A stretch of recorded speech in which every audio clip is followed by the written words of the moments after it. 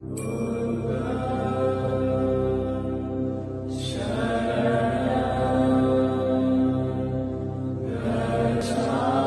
वो स्थल है जहाँ से भगवान बुद्ध ने महापरिनिर्वाण को प्राप्त किया था। भगवान बुद्ध के जितने भी अनुयायी थे, यहाँ से उन्होंने उनकी शिक्षा और दीक्षा को जन जन तक पहुँचाने की प्रक्रिया शुरू की। यहाँ से भगवान बुद्ध अनंत में विलीन हो गए और उनकी कहानी को यहाँ से एक संघ का रूप मिला। उनके जो अनुयायी थे, जो भिक्षु जिन्हें आज हम कहते हैं, उन्होंने इसे देशों विदेशों तक पहुँचाया। आश्चर्य की बात यह है कि दुनिया भर के दर्जन भर से ज़्यादा देशों में बौद्ध धर्म को राज्य का, देश का एक जो धर्म है उसका दर्जा प्राप्त है। और जहाँ इसका जन्म हुआ, जहाँ भगवान बुद्ध ने अपने उपनिषद और अपने ज्ञान को जन्म दिया, उसका व्याख्यान किया, उस देश में लोग इसे भूलते जा रहे हैं। लेकिन हम जहाँ जहाँ हमें ये मौका मिलेगा, हम आपको इससे रूबरू कराते रहेंगे। और यहाँ की जो ऐतिहासिक पृष्ठभूमि है, जो यहाँ का इतिहास है, आइए पहले आपको उससे रूबरू कराते हैं और उसके बाद शुरुआत करेंगे हमारे चुनावी यात्रा की। का हाल बा यूपी। और इस वक्त खड़े हैं हम उस मंदिर के बाहर जहाँ विश्राम अवस्था में, नींद की अवस्था में महात्मा बुद्ध की मूर्ति स्थापित है, जिसे हम आपको दिखाएंगे। लेकिन उससे पहले, जैसा कि यहाँ लिखा हुआ है, मैं आपको बता दूं, ये वो मंदिर है जहाँ भगवान बुद्ध को महापरिनिर्वाण की प्राप्ति हुई थी, जिसके बाद वो तथागत कहलाए। महापरिनिर्वाण अगर आपको नहीं पता तो मैं इसे साधारण शब्दों में आपको समझा दूं। महापरिनिर्वाण का अर्थ होता है जब कोई व्यक्ति अपने शरीर को, अपने देह को त्याग कर अनंत में सदा के लिए विलीन हो जाता है। और बौद्ध धर्म में इसे महापरिनिर्वाण कहा जाता है। महात्मा बुद्ध ने जब अपना दैहिक शरीर जो था उसे त्यागा और जब वो अनंत में विलीन हुए, इस प्रक्रिया को महापरिनिर्वाण कहा गया। और इसके बाद महात्मा बुद्ध कहलाए तथागत। उनकी निद्रा में अवस्था में जो यहाँ मूर्ति है वो हम आपको दिखाएंगे और उसके पीछे जो महत्व है वो भी आपको साथ ही बताएंगे। चलिए आपको लेकर चलते हैं सीधा मंदिर में।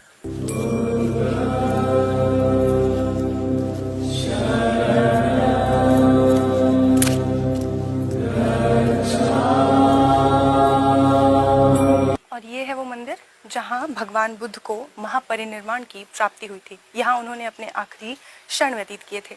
इसी के बगल में स्तूप भी है, जहाँ जिसे रामाधार स्तूप कहा जाता है, जहाँ महात्मा बुद्ध की अस्थियों को रखा गया है, वो भी आपको दिखाएंगे। उससे पहले इस मंदिर के दर्शन कर लीजिए।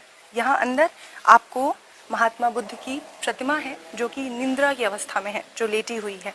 और इसी के साथ वो मिट्टी की, पत्थर से बनाई हुई है वो प्रतिमा, उसके ऊपर सोने से उसको पेंट किया गया है और वो बेहद ही खूबसूरती के साथ बौद्ध धर्म की एक बहुत ही मिसाल और जानी मानी धार्मिक स्थल के रूप में प्रसिद्ध है। यहाँ देश भर से, दुनिया भर से लोग आते हैं बौद्ध धर्म के दर्शनार्थी के तौर पर।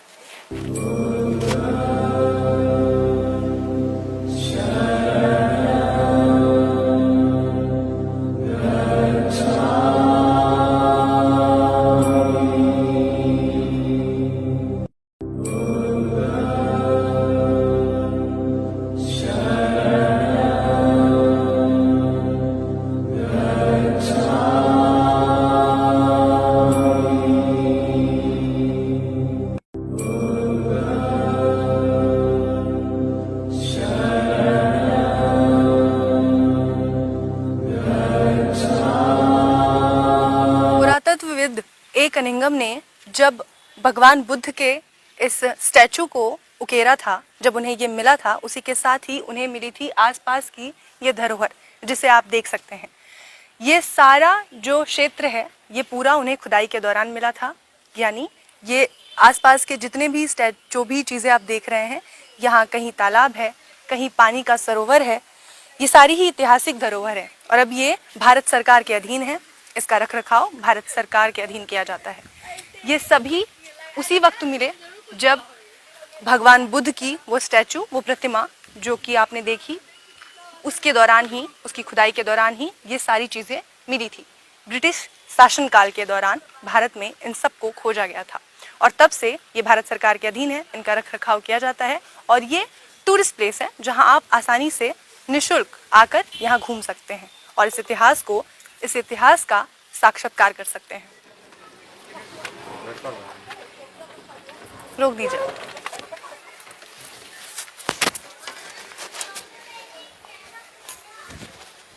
और अब हम यहाँ आ गए हैं जहाँ भगवान बुद्ध के अंतिम अवशेष हैं। यहाँ उनका अंतिम संस्कार किया गया था।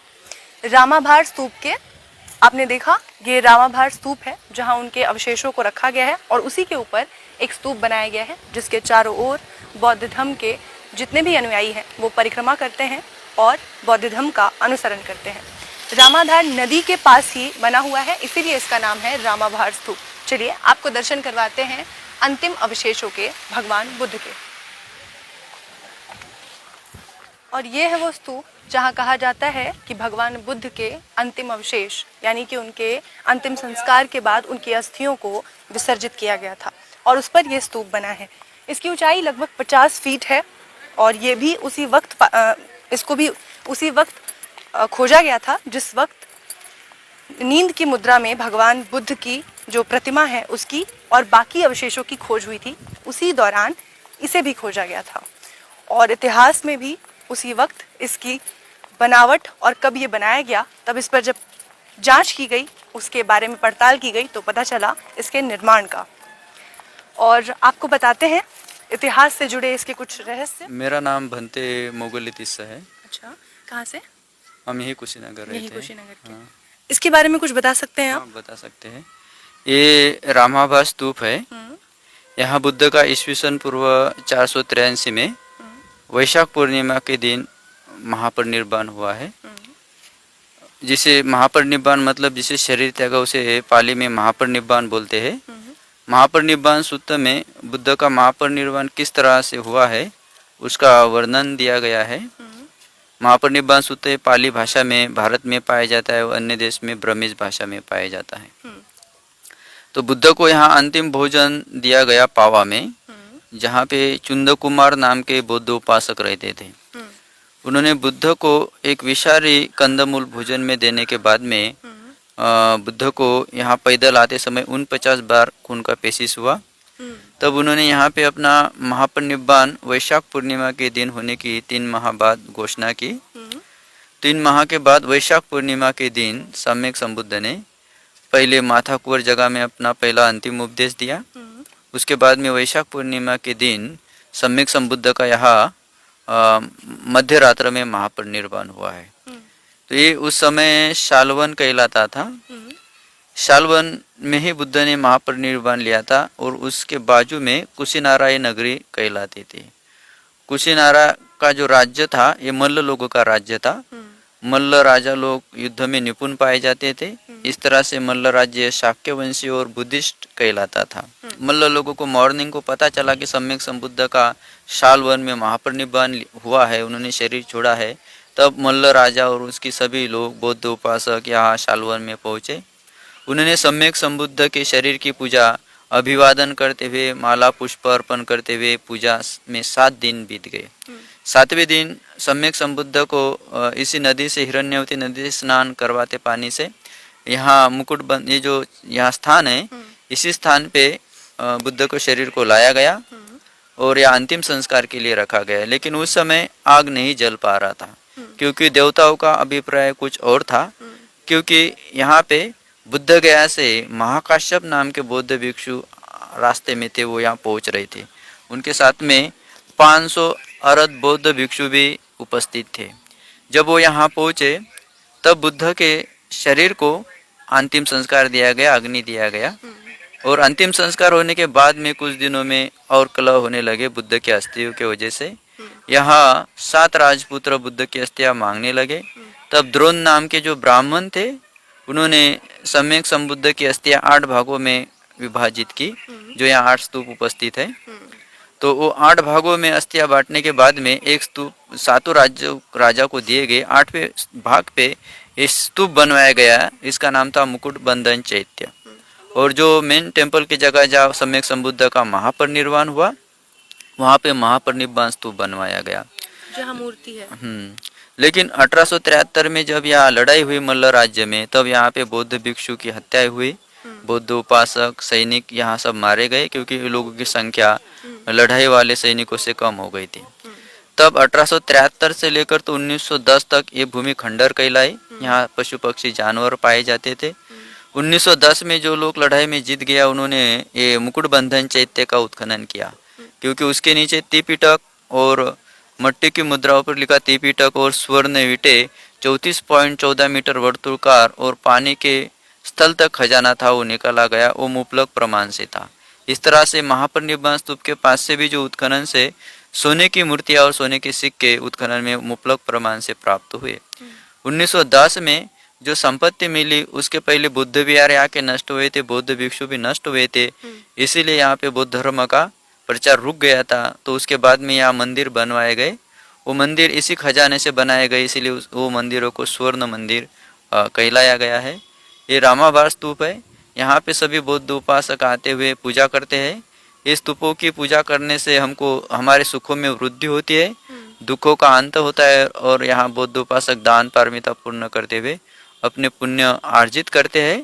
इसीलिए यहाँ बहुत सारे बौद्ध राष्ट्र के लोग यहाँ आते हैं, या थाईलैंड, श्रीलंका, ब्रह्मा, इस तरह से तिब्बत, ये सभी बुद्ध विहार कंबोडिया है बुद्ध राष्ट्र के, इसीलिए ये भूमि बुद्धमय कहलाता है। और ये है रामाभार स्तूप, जो प्रतीक है तथागत भगवान बुद्ध के महापरिनिर्वाण का, जिसके उनकी अस्थियों के ऊपर उनके अंतिम संस्कार के बाद उनके अस्थियों के एक भाग पर ये स्तूप बनाया गया।